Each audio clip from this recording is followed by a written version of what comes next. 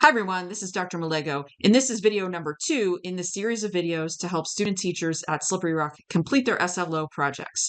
This video is going to feature information about completing stage 1 of the SLO project. In stage 1, we are deciding what to teach, and that's going to involve 4 areas: analysis of student performance data and or evidence of students' needs, identifying the instructional needs, identifying the target population, and establishing an achievement goal.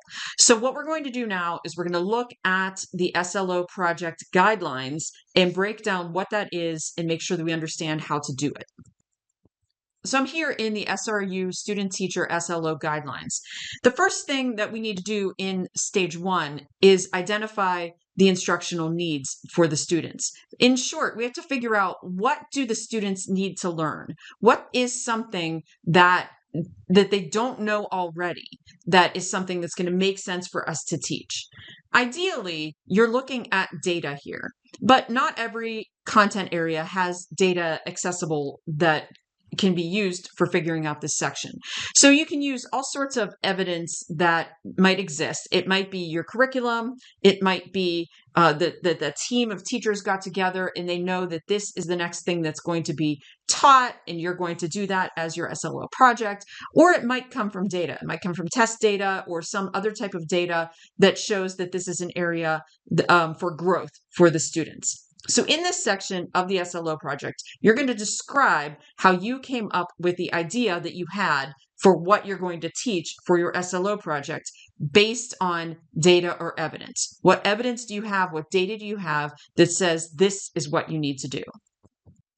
Next, we're looking at the identification of instructional needs, and these come from the PA standards. There's a link here for you to go to the standards website for PDE, for the Pennsylvania Department of Education, and you're going to look for your content area, and you're going to find one standard that aligns with what you are planning to teach the students, and you're going to make that connection.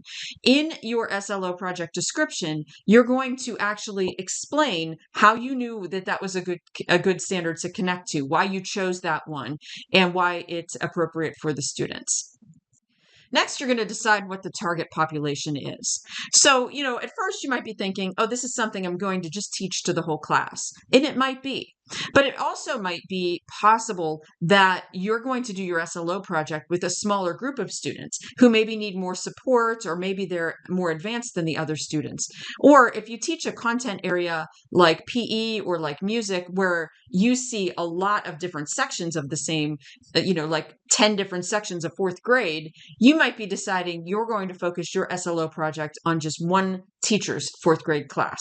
So with your cooperating teacher and your supervisor, you're going to decide what the target population is, and not just what the population is, but why you're choosing this population to work on, and you're going to provide background information about that population.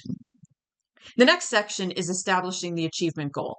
Based on the growth that can be expected for those students, you're going to decide what's reasonable. Now, I know for me, sometimes as a teacher, I think, well, I want 100% of the students to be able to do this, right? Well, that's a nice dream and nice to be idealistic, but realistically, maybe it's not realistic for 100% of the students to be able to get 100% on whatever it is that you're doing. So you have to think with your cooperating teacher what a reasonably rigorous achievement goal is. So, you don't want to set your goal really low, like 20% of the class is going to be able to do this. You want to make sure that it's rigorous enough that you're able to dive in, really do some teaching, and show growth in the students in that area. As you're completing stage 1, you want to make sure you're also looking at the rubric that your university supervisor is going to use to assess it, and making sure that while you're doing the stage 1 planning, you are ensuring that it's going to align with as best as possible with what's here in Proficient, so that you're not going to have to redo things, and you're not going to come up against a challenge later in your SLO project because of not doing stage 1 well. So looking at the rubric will definitely be helpful for you. And that wraps up our video number 2. So we'll move on to the next video, which is going to talk about stage 3 next. Thanks for watching.